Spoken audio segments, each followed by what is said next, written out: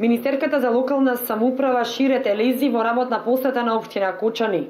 На средба со градоначалникот Димитровски беа истакнати позитивните искуства во соработката меѓу Министерството и општината во делот на реализирањето на повеќе инфраструктурни проекти кои се од интерес на граѓаните од општина Кочани и регионот.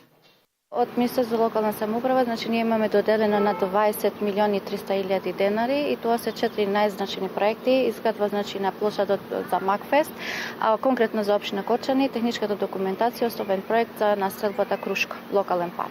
Разговаравме за соработката помеѓу Министерството за локална самоуправа со регионите, разговаравме посебно за активностите во Источниот плански регион и она што е посебно за општината Кочани. Министерката Елези рече дека неодамнешната посета на Хрватска, Словенија и Австрија од страна на градоначалниците од Источниот и Југоисточниот плански регион е од голема корист и истата ќе придонесе за понатамошни контакти со заинтересирани компании и општини од овие држави.